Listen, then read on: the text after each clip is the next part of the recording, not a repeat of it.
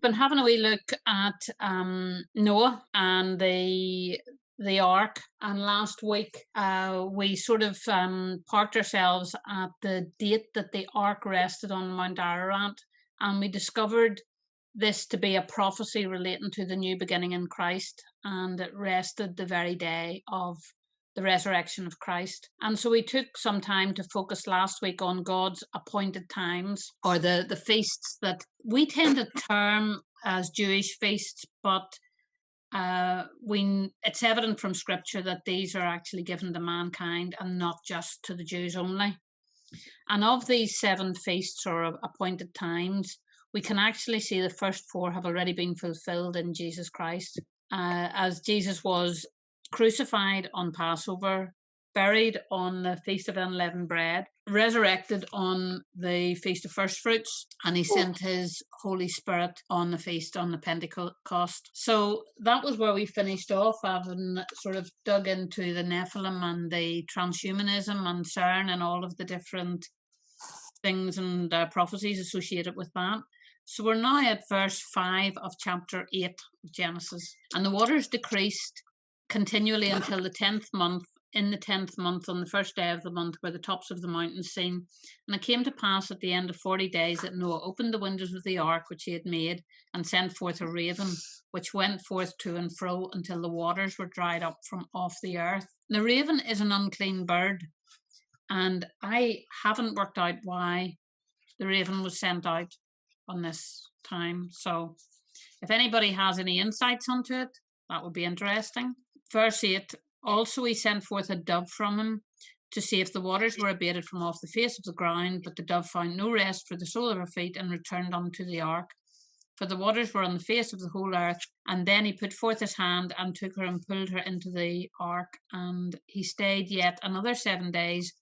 And again he went forth sent forth the dove out of the ark, and the dove came into him in the evening, and lo, in her mouth was an olive leaf plucked off. So Noah knew that the waters were abated from off the earth. And he stayed yet another 7 days, and sent forth the dove, which returned again unto him. Returned not again unto him any more. The dove being the obvious symbol of peace and hope and love. And it's interesting that Noah had sent them out partly on the Sabbath day each time. Verse 13, it came to pass on the 601st year, in the first month, the first day of the month, the waters were dried up from off the earth, and Noah removed the covering of the earth, and looked, and behold, the face of the ground was dry. And in the 2nd month, on the 7th and 20th day of the month, was the earth dried. So they were on the ark a total of 377 days, including the initial 7 days before the rain.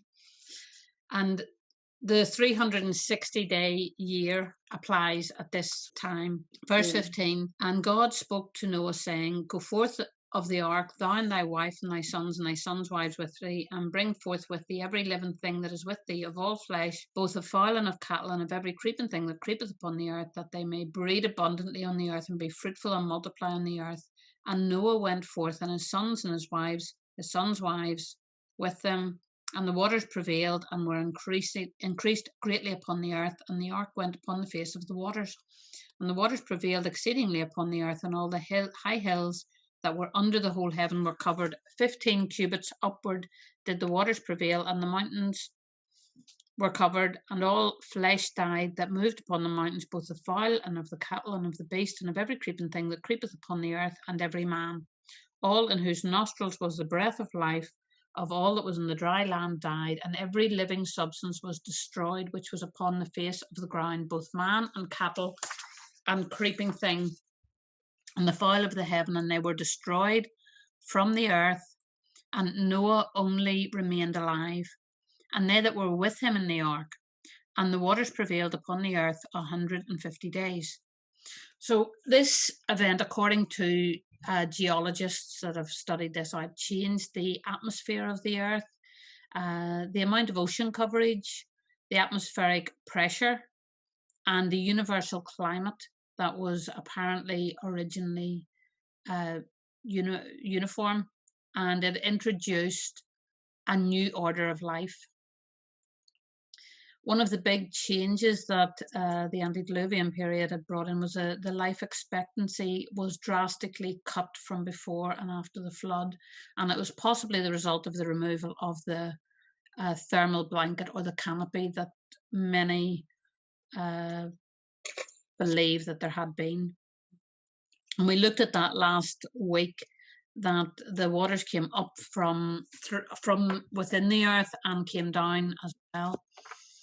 So until this point, man was vegetarian, and from this point forward, he was not just vegetarian. And so at this point, when with Noah, human government is ordained. So what I thought we would have a look at tonight was the dispensations, because we've now entered into this would be the third dispensation. So I thought we would just cover the dispensations for tonight, of which there are 7 distinct ones, and there's slight difference of opinion in the latter stages of it, none in the early stages. A dispensation, by the way, is a oikonomia. Period of time. Yep, it's a period of time. It's a method of administration, really. It's, as we would have a government that governs over us, and they change with each election. But this would be different ways or methods, strategies of how God deals with mankind. And the way is determined not by God really, but by man's behaviour and how dark he has become, really, I suppose, in a lot of ways. So it's really how the affairs of life are managed, or the stewardship, and it often involves property or land. In this case, it's the earth. But there's rules that apply to each dispensation. And the interesting thing, if you look into each of the dispensations, each dispensation seems to be initiated by a significant and even cataclysmic event. It is quite an interesting study to work through. And the first dispensation was the dispensation of innocence. And this was in the Garden of Eden. This was when Adam and Eve had no cares about anything, and they were innocent. They did not know good and evil. They just were aware of the goodness of God. And this dispensation, we would find this in Genesis 1:28 would be, this may be review for a lot of you, but it's good to review. So God blessed them and said to them, be fruitful, multiply, fill the earth and subdue it, rule over the fish of the sea, the bird in the air, and every living creature that crawls on the earth. And God said, here throughout the whole world, I am giving you food for every seed-bearing plant and every tree with seed-bearing fruit, and to every wild animal. So they're given their instruction of how to manage the earth in Genesis. But this dispensation then closes with the fall of man. And this is a cataclysmic event. And it's an event, I believe, that changes or changed the dimensional architecture of the universe.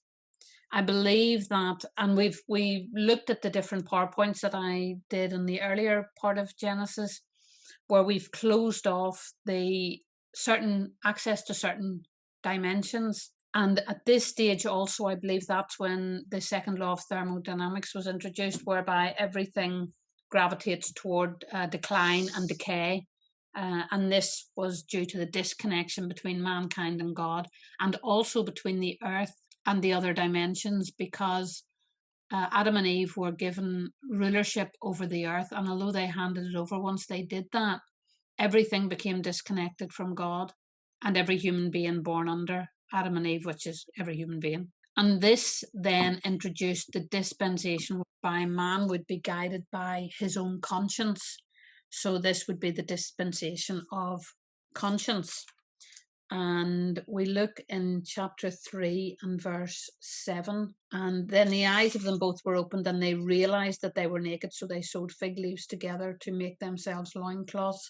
And they heard the voice of Adonai God walking in the garden at that time of the evening breeze.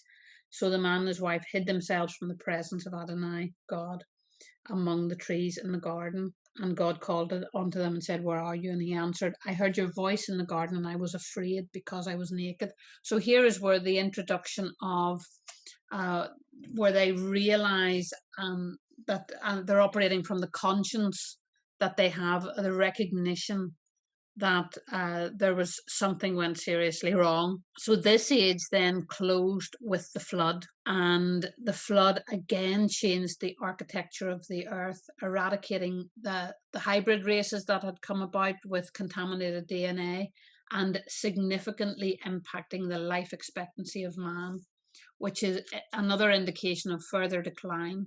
So we actually know that we've just talked about the geology of the earth after the flood. And so we can see that the things that happened, the fact that the water came up from the deep and came down from the sky, changed the dynamics and removed the covering, the canopy that was shielding them and keeping them safe or protected, presumably a lot from the sun rays. So there was that shift that took place on the earth then. And this introduced us to the dispensation whereby mankind begins to govern through human government. This third dispensation was the dispensation of human government, and this one is through Noah. So we see that the age of innocence is just Adam and Eve in the garden. The conscience is Adam just once he realized he was disconnected from God, realizing that he was now going to have to depend on himself, on something that was inside of himself. And then the human government was initiated with Noah. And this introduces governmental rules and responsibilities. This particular age then closes with the dispersion of the languages and the people at Babel when they challenged God through Nimrod's leadership. And when we get to chapter 11 or 12, we're actually going to see some quite amazing things about the Tower of Babel. A lot of people believe that it was just a group of people trying to build a tower that was shaped. We've seen the pictures of the Tower of Babel with the bricks that they would have talked about making in the Exodus. It's actually got more to do with the stars and the planets and astrology and astronomy and much more. It's much deeper than it looks to be on a surface skimming. Nimrod is a huge character and a huge player in history altogether. This age closes with the dispersion of the languages and the people at Babel. So this dispersion and the breakdown of the languages, and I always thought it was very fascinating to see that God deals with a challenge to his authority by attacking the power source of life, which are our words. Remember, he spoke the universe into being with his words. And what he said with Nimrod was that if he didn't intervene, that nothing would be constrained from them. So he is making a declaration that they had the ability to rise up and do anything, that nothing could be constrained. So it's going to be an exciting study when we get to that. So this then introduces us to the dispensation of promise. And that starts in Genesis 12 with the call of Abraham. Yeah. And now Adonai said to Abraham, "Get yourself out of your country, away from your kinsmen, away from your father's house, and go to the land that I will show you. And I will make of you a great nation. I will bless you, and I will make your name great. And you will be a blessing, and I will bless those who bless you, but I will curse anyone who curses you. And by you all the families of the earth will be blessed." And so that's an inclusive promise, which includes us. We know that from Galatians. And so God begins to call out a nation of people, beginning with Abraham, a nation of people that he would choose to call his own through this call of Abraham. And so this is the beginning of Israel, if you like. He begins to reveal the destiny of Israel through Abraham's lineage. This age then ends with at the Exodus, when the Israelites were freed from Pharaoh. Now, the preceding events to the Exodus were, we know to be the plagues, 10 plagues, which includes the death of the firstborn, then the parting of the Red Sea and the separating of the people from their enemy. through the supernatural intervention from God. And so we again see the dynamic on earth changing at this time. And so this leads us into the dispensation of the law, given obviously to Moses. And this dispensation begins in Exodus 19, and it runs right through to when does the dispensation of the law end? At Calvary? Close enough. It ends at John the Baptist. Amen. The scripture says it runs from the law of Moses to John the Baptist. So it's to the introduction of Jesus. But basically, yes, it is the next dispensation does start at Calvary. That's quite right, Glynis. So Exodus 19, in the 3rd month after the people of Israel had left the land of Egypt, the same day they came to Sinai desert. After setting out their Rephidim and arriving at the Sinai desert, they set up camp in the desert. There in front of the mountain, Israel set up camp. Moses went up to God, and Adonai called to him from the mountain, "Here is what you are to say to the household of Jacob, to tell the people of Israel, you have seen what I did to the Egyptians and how I carried you on eagle's wings and brought you to myself. Now, if you will pay careful attention to what I say and keep my covenant, then you will be my own treasure from among all the people. For all of the earth is mine, and you will be a kingdom of Kohanim priests for me, a nation set apart. And these are the words you are to speak to the people of Israel." So we actually see a pattern developing. We have Adam and Eve who were set apart. Then as it comes again, each time there's an event that affects the world, and each time God takes one person to move him into the next dispensation. And we saw that Adam was the first one that led us into the dispensation of conscience. Then the dispensation of human government, that was Noah was selected to pave the way for that. And then the dispensation of promise, where he gave Abraham that promise. And then the dispensation of the law, where he gave Moses the law. And dispensation, then we will look at Matthew 11 and verse 13 confirms this, that for all the prophets and the Torah or the law prophesied until John. Indeed, if you're willing to accept this, he is Elijah who's coming as predicted. And it also tells us in Luke 16 and verse 16, up until this time, the time of John, was the law and the prophets, and that's John the Baptist. So we know that this was the closing. John the Baptist was introducing something that was coming new. When does the New Testament begin? What does the New Testament mean? It's a new covenant. New covenant. So when does it begin? The cross? Yeah, it does, yes. Although we have books that are sectioned off as Old Testament or Old Covenant and New Covenant, the New Testament or the New Covenant does not begin at Matthew. It begins, they did have to separate it somewhere. To be fair to those that wrote and separated the Bible off into books, it is the beginning of introducing through genealogies Jesus Christ and his life. But the actual new covenant comes into effect once Jesus Christ, basically once he has finished the job that he came to do. And this dispensation ended with the death, burial, and resurrection of Jesus, this dispensation of the law. And it was when the veil, at this point, the veil was rent in two and the earth was darkened and the dead arose from their graves, if you remember. So here we see another event that has a fracturing of the universe. Every single dispensation has something that actually happens to the planet. And I think that's really interesting. Just a really interesting observation. So this introduces us to the dispensation of the church, which was the revelation that he gave to Paul, and he called it a mystery when he gave it to Paul. Sometimes this is wrongly referred to as the age of grace. I say wrongly because there was grace in all the ages, because it actually said Noah found grace in the eyes of God.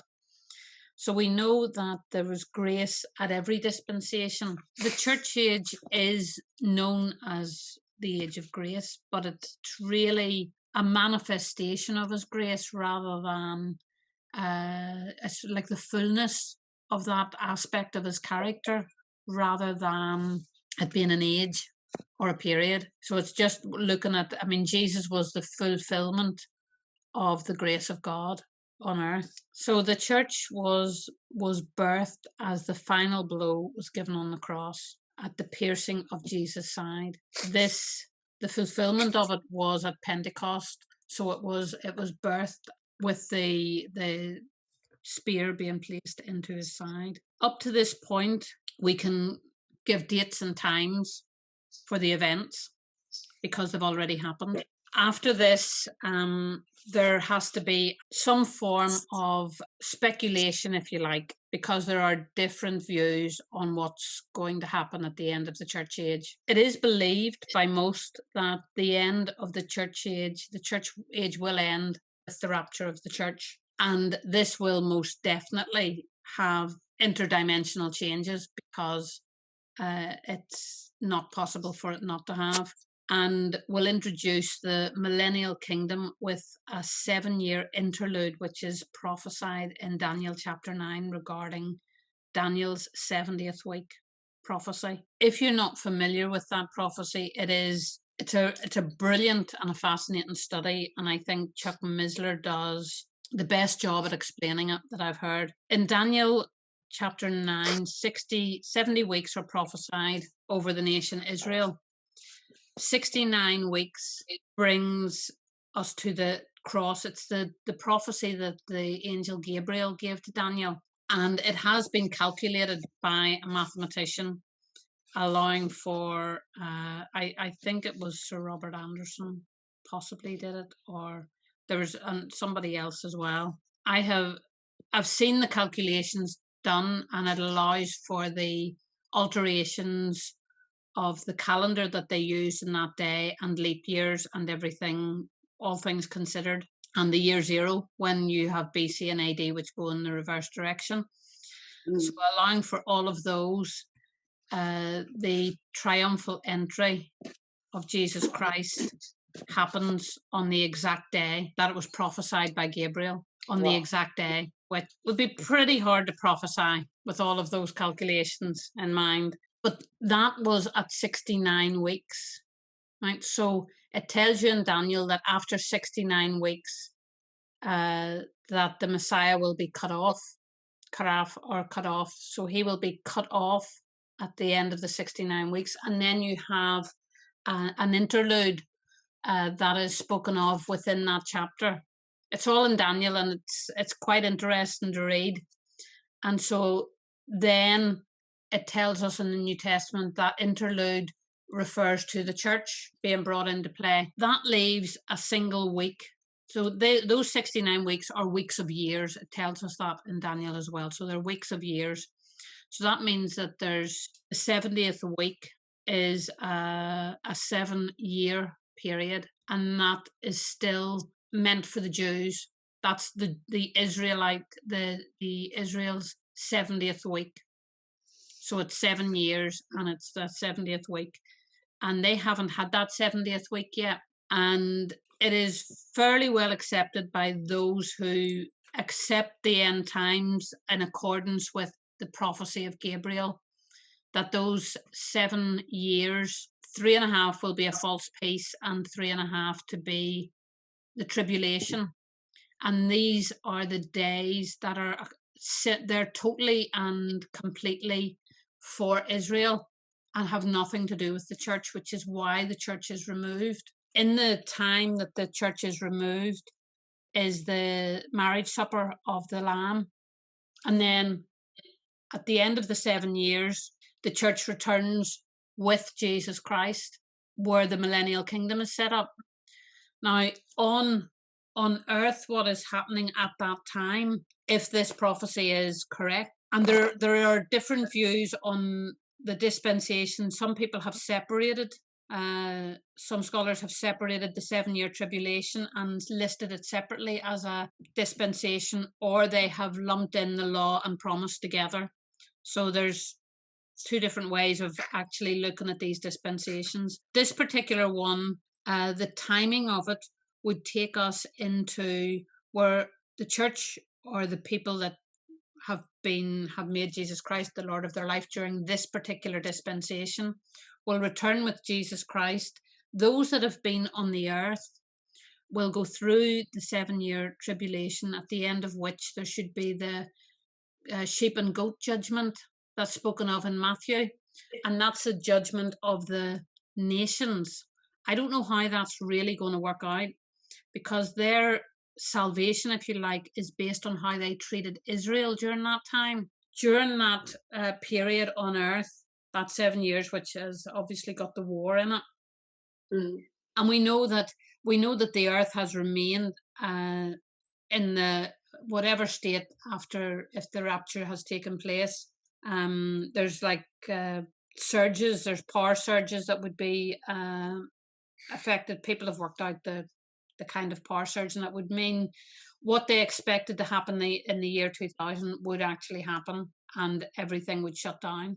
There would be no mechanisms, no technology that's going to be operating. But if it happens, it won't matter to us. And then what will actually happen to those that are on earth? There will be some that have survived the tribulation that will just continue to live on through into the millennial kingdom. And there are some who they won't have survived, because there will be a lot of during that 7-year period. But there seems to be at some point some form of a nuclear style war, because there's a 7-year cleanup, and the description in the Bible of having to mark the bodies and mark the areas and not touch anything would suggest that there's radiation to be taken care of.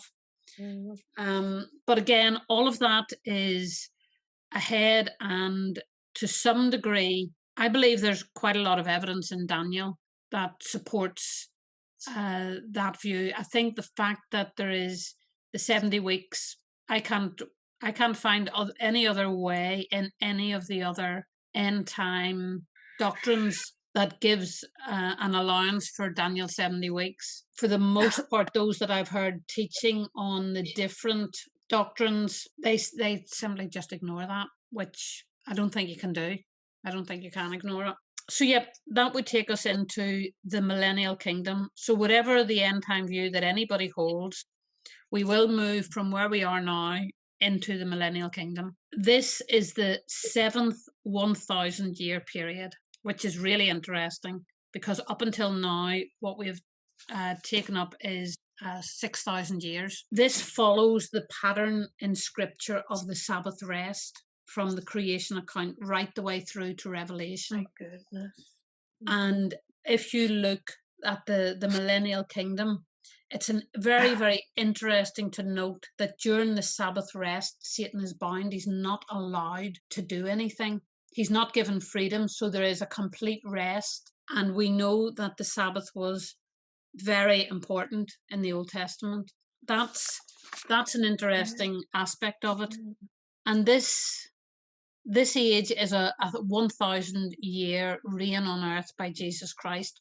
Although he reigns on earth for that 1,000 years, it tells you that he will reign through eternity. So it's not only for that 1,000 years, it's just that at the end of that 1,000 years, this is the period for which Satan is bound during that time. But this is also, the millennium kingdom is also the fulfillment of the promise that God made to David. During that 1,000 years, life continues with death. There is death still in the millennial kingdom. This is not eternity. This next 1,000 years that are coming up is not eternity, because it's people have gone through the tribulation or not gone through it, but those that have gone through it have continued to procreate, have children and families, but we know that there is death, because it does tell us that if somebody dies at 100 years old, that'll be considered very strange, and they will be considered that they would be just like a baby. People will be shocked if somebody dies at 100 years old. So there must be things like that. Why is the devil going to be bound for 1,000 years? Why can he not just be bound full stop? Get rid of him. Because God works in cycles of 7, and this is after that. There's still got to be the judgment.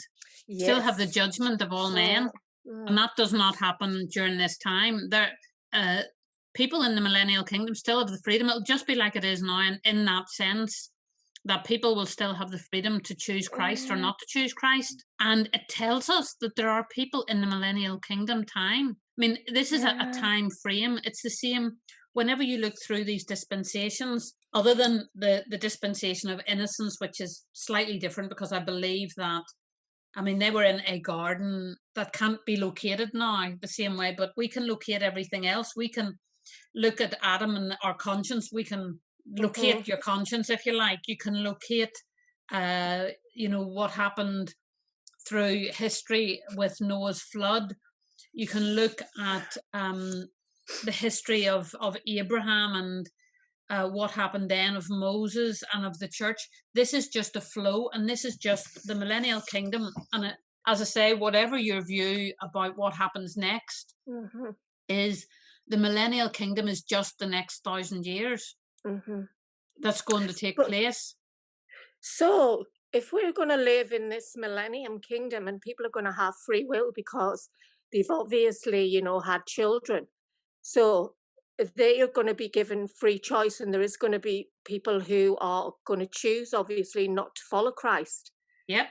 Even though they'll have like so much more knowledge. Yeah, and during this reign, there is a throne in Jerusalem, and people will be expected to go to Jerusalem as well. You see, I can't comprehend that. Why would anybody want to turn away from God in the millennium kingdom? Are men that selfish? So if they are going to sort of sin, is there going to be murderers? Is there going to be, that kind of evil again? The way we experienced a lot of like sort of evil in this day and age, and it's hard for us to comprehend, but what's it going to be like then? Is that kind of thing going to happen because men are that selfish as well? But then they're going to live a longer life as well? Well, those that are born are, yes, they are. And those that are born are going to be born under sin, because they're born again to human beings that are just, whether they're Christian, believers or unbelievers, the children that they have to make their own decision. And so during this 1,000-year period, and it's more of a period. When we call it the millennium or the millennial reign, it's a period of time that's set aside that fulfills the fact that there's cycles of 7 all the way through the Bible, right to the very end. The one thing that they won't be able to do is they won't be able to blame Satan. That's right, because he'll be bound. Because he's bound. I mean, they'll not be able to say, well, Satan made me do it. It will be totally their own doing, and their minds, the warfare as is now is with the mind. It's with thinking patterns. So it's interesting, isn't it, to look at if Jesus Christ is actively ruling and reigning. Is this when he rules with a rod of iron? So that would bring us then to the 8th day, or the next stage after the 7,000 years, which it tells us is going to be the new beginning, or the new heaven and earth. I haven't gone any further than that. So that's simply merely an observation from Scripture. Of these 7 dispensations, they seem to be modelled from creation, whereby there's 6 days of work followed by 1 day of rest. So we have the period, the 6,000 years followed by 1,000 years of rest, which is their Sabbath. And the Sabbath is continuously hammered in the Old Testament. There's an unknown timeline to the age of innocence. However, there's a theory in there too. The creation to the flood was roughly about 1,650 years. And this creation is assessed by biblical genealogies. The creation to Abraham is roughly about 2,000. And I'm saying roughly for a reason. And the creation of Moses, I haven't put any in here, but it's about 3,000, I think, or just under. And the creation to the church or to the cross is roughly 4,000 years. However, since we've seen that the prophecy of Gabriel's was correct to the day, then either it's 7,000 years or it isn't. The Hebrew mind believes that pattern is prophecy. So therefore, what was the purpose of the cross? Because that's important here. To draw all men unto Jesus. Amen. Yes, but there was a very specific purpose that it fulfilled if we go back to Genesis. To become a sacrifice for the unworthy. Yes, all those things are true, but what he To actually... fulfill the law. To fulfill the law. Yeah. And yes, and it did that Yes. as well. But there's one Was it thing that not- encapsulates it all. Right. He came to reverse the curse. Amen. Yeah. Wow. That's what he came for. Amen. That encompasses every one of those other things. They're all like a subset of this one thing. Yeah. So if he came to reverse the curse, The curse. then the timeline may be out of sync because people have worked from the genealogy from Adam and Eve to the cross. Yeah.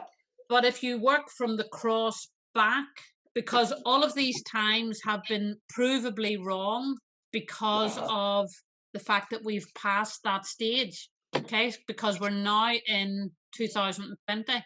Yeah. So we know that we have had more than 6,000 years from the birth of Adam, or from the creation of Adam, rather than the birth, because he wasn't actually born. Now, this is from a Hebrew source, which I found really fascinating because they worked their way back from the crucifixion. Do you know what they actually found? If you go back from the crucifixion, right the way back, you come to Adam being 33 and a half years old. Wow. Wow. Right? Wow. Now, we are How not could they have told done how long the age of innocence was, but what if the age of innocence was 33 and a half years? Wow. Because every aspect of Jesus' life mirrored Adam's, because he was the second Adam. And to be a precise duplication to reverse the curse, if the year that sin entered the world was when Adam was 33 and a half, then Jesus had to be on the earth and live a sinless life for 33 and a half years. Wow. And during the first 33 and a half years, Adam wouldn't have needed a savior because he didn't have any sin. He didn't require a savior. Jesus was just his friend, walking with him in the cool of the day. So if we look back at that time and we see the life of Jesus, there is a dispute of the calendar, of the actual dating of the calendar, and none of the scholars can actually agree. And there's a discrepancy of roughly 3 years, give or take. There's they just can't agree. They've all got their own points of view on exactly when it was. So however the dates are, they can be out by 3 years on the basis of this, the maths basically. If we consider all of those factors, what you actually have is that as of now, we're not yet at the stage where we will be entering into the next 1,000 years, because these 33 and a half years actually matter. I'm going to leave that there because I'm not going to start date setting, but you can do your own homework if you feel like working it all out. If you want to sit down and work out all of the years, I have a view on it, and I done my homework to get that view. So this is recorded, and so we're not going to put anything out publicly. It's not yet, and we, at the end of it all, it really doesn't matter because we are all going to go into the millennial kingdom, no matter what. Then we're all going to go into the next 1,000 years. So whatever your end time views on it are, what matters is that we pursue the vision that God has given each one of us now, because we still have that next dispensation to work through.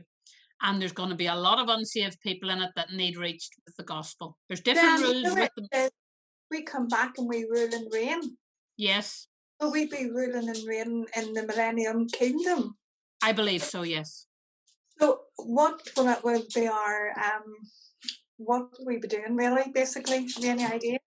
That depends on how much of your purpose you fulfilled now. Oh. Yeah. So it depends on what you're doing with your life right now. Oh. Parable of the talents. Wow. Oh my goodness. What are Don't you put pressure choosing to on give us. to God now? So I had two directions that I could have gone after this. One of them was to go into the Sabbaths, and the other one was to go into how did Jesus reverse the curse, which is what I've chosen to do. After a little bit of prayer this afternoon, I thought, no, I'm going to do this one. So I figured that it was a natural progression from if we're talking about the purpose that Jesus came for, and it was to reverse the curse. We've been redeemed by the blood, and the word redeemed there's two words for it, and there's ga'al, which means to buy back or to pay a ransom, and there's padion, and it's to be released from existing danger. It has part of it also has the buyback, but it's also has an implication in it that it has been released from existing danger or removed from an undesirable situation. And so that covers the two aspects. Jesus did buy us back. He purchased us, he ransomed us. And that's the done deal of that part. But he didn't leave it there. He done so much more to remove us from the existing danger. The death, the sacrifice, it removed the burden of sin. It provided forgiveness, all of the things that we already know in redemption. But the second part of it, that word padion or padion, I couldn't really say it the way the Hebrews say it. Padion. No, it's still not working. This is about the all-encompassing, how the first part paid our ransom and the second part like releases the blessing. Okay, so that's the two parts that we're going to look at. At Yom Kippur, there was two sacrifices offered. One of the sacrifice was killed, and the blood was sprinkled 7 times in the Holy of Holies on the mercy seat. The other was released as a scapegoat. Okay, and we know that Jesus obviously fulfilled all of the requirements for the sacrifice and met all of the requirements.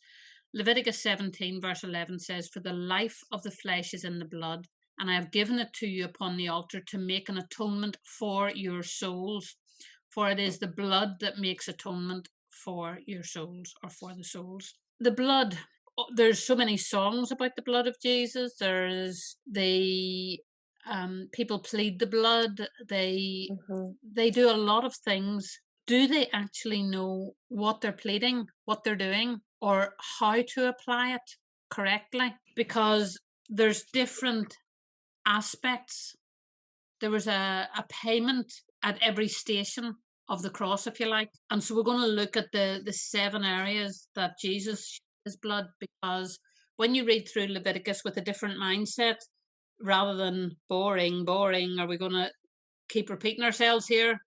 If you read it with a different mindset, with something like this in mind, you start to see the pattern coming forth, because the sprinkling was always done 7 times. So the places that Jesus shed his blood, the first one was in the Garden of Gethsemane, when he was praying. You find that in Luke 22 verse 44. And Jesus was in his humanity, and in this place of humanity, he knew what lay ahead, and he had a resistance to the fate that lay ahead of him, because he was going to experience it in his physical body. And remember, he was fully human, so this was a reality. Jesus was fully human, so he had a willpower, and he had the will. His willpower at that time was saying not to proceed, because he had to experience this. Otherwise, it wouldn't have been a real sacrifice. If he didn't encounter this experience with his willpower, it wouldn't have been a real reversal. So to fulfill the necessary requirements to reverse the curse, this was necessary. And what he did in the Garden of Gethsemane was he had to lay down his will, the will that Adam had taken up in the Garden of Eden. And so this place where he had laid down his own personal will was a necessary aspect. And it tells us in 1 Timothy 2, verse 14, and Adam was not deceived, but the woman being deceived was in the transgression. So you see, Adam willingly and willfully, if you like, decided that he would act out of his own will rather than out of God's. And so this was the first action. But there was something that Kate said years ago. Kate, are you there? Yes, I am. Yep. Do you remember when Billy was watching the heavyweight champions? That's correct. Do you want to tell the story then? Because it You stuck tell with it. me. You I tell it. tell it. You tell it. Well, Kate I was actually, my heart was breaking for like weeks after it as I thought about it. Because, and you're going to have to correct me if I'm wrong, because this is actually your story, Kate. Kate had told me about coming into the living room, and Billy was always watching the heavyweight champions of the world. When she came in, there was one of them was lifting up a weight, and the sweat had burst blood vessels. And as he did that, Kate was saying that she just felt in her spirit that this was how Jesus must have felt when he had the weight of the sin of the whole world on his shoulders. Amen. Is that correct? That's correct. A correct story? Yep. Well, that really spoke to me so much that day, and for weeks and weeks, and even now when I think about it, that the weight, can you imagine the burden that he was carrying that day? And it was that weight on his shoulders that although he had not become sin at this stage, he knew what was ahead. And so this laying down his life, laying down his willpower, Amen, was the first stage. So that was the first action reversed. And this was, this act in Gethsemane brought about the redemption of our soul, or the healing of our emotional life. Mm-hmm. And so this is the area, the blood that was shed for that aspect of our life. And then the next one is before Caiaphas in the palace. Mm-hmm. And it tells us in Isaiah 50 verse 6, I gave my back to the smiters and my cheeks to them that plucked off the hair. I hid not my shame in spitting, for the Lord God will help me. Therefore shall I not be confounded. Therefore have I set my face like a flint, and I know that I shall not be ashamed. And as many as were astonished at thee, his visage was so marred more than any man. This is in Isaiah 52 verse 14. And his form more than the sons of men. So we see here that Jesus had his beard ripped off and was spat upon, and he was beaten, he was hit. And we know that this happened in the palace with Caiaphas under one of the illegal trials of Jesus. There were specific rules to the trials, and every one of them was broken. But we can't do the trials here as well as this tonight. So, so this, where Jesus had his beard ripped off, his cheeks were beaten, and he was spat upon, and all of these things, so that he was so badly marred that he couldn't be recognized as a human being. This was to restore our image back to his likeness. Wow. Amen. As he was marred beyond recognition. Amen. That's what that was for. That was to restore our image. And the third place was when he was before Pilate. And this was where he was crowned with thorns. And remember, the thorns represent the curse and the suffering servant, who was also the King of Kings. So we have quite a lot encapsulated into the crown of thorns. The curse was pronounced on the earth in Genesis 3:17. Unto Adam he said, because thou hast hearkened unto the voice of thy wife, and hast eaten of the tree of which I commanded thee, saying, thou shalt not eat of it. Cursed is the ground for thy sake. In sorrow shalt thou eat of it all the days of thy life. Thorns also and thistles shall it bring forth to thee, and thou shalt eat the herb of the field. And this was a ground that had previously yielded and cooperated fully with Adam. was now placed under a curse and representing its new master. See, after the fall, the earth was now under the curse as well. This crown of thorns at a personal level represents the healing of our mind. The fourth area was the whipping post. And by his stripes we are healed, we are told. The stripes purchased our healing. Isaiah 53 and verse 4 says, surely he has borne our griefs and carried our sorrows, yet we did esteem him stricken, smitten of God, and afflicted. But he was wounded for our transgressions, he was bruised for our iniquities. The chastisement of our peace was upon him, and with his stripes we are healed. It is widely accepted or taught that Jesus received 39 stripes. And this actually comes from a thinking or a mindset that the Jews had, where they would never administer the 40 stripes because 40 was the limit. And because they were very connected to the law and not wanting to think that they might miscount, they stopped at 39 for fear of miscounting. However, the interesting thing is that Jesus wasn't beaten by the Jews, he was beaten by the Romans. And if you've ever watched the Passion, I counted them at the Passion. I can't remember how many there is now, but there was a lot more than 39 on the film. And I remember wondering about that. But one of the reasons why they consider, the commentators have made the association as well, is that there are 39 known categories of diseases. Yes. But that doesn't mean we know every category. You know, we don't know what Jesus knows. And we don't know how many stripes he did get, because all of this is speculation. We know that the whips were brutal, and they had strips with nails and hooks that pulled off the skin.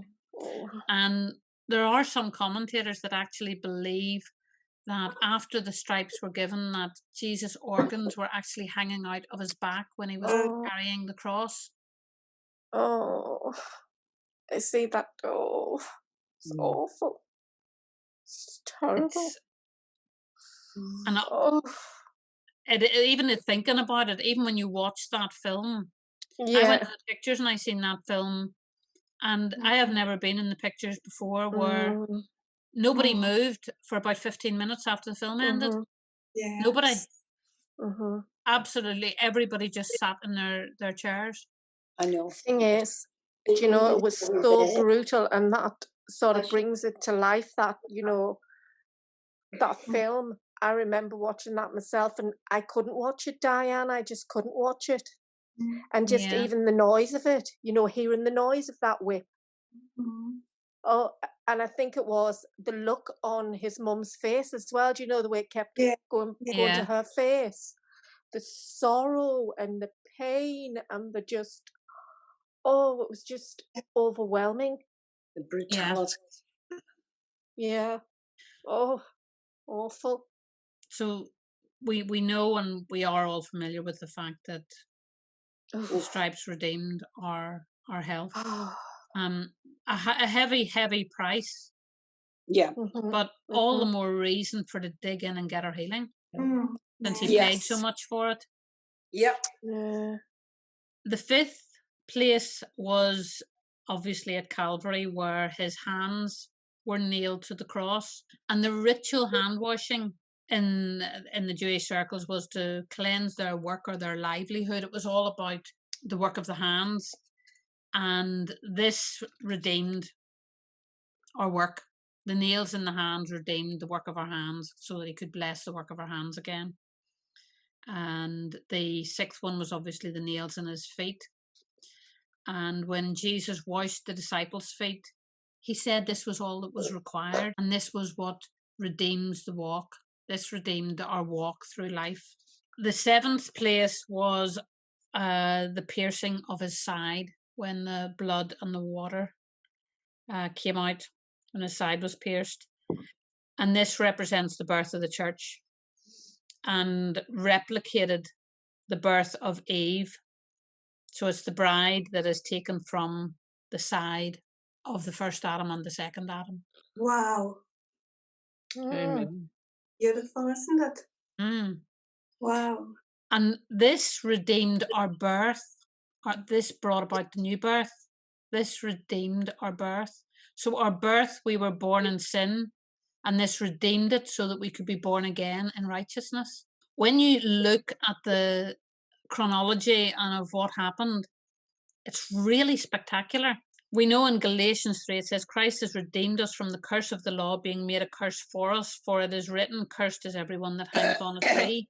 The one thing we know is that all of Jesus' blood, all his blood was shed before Jesus could become sin, because every offering, everyone had to be totally pure.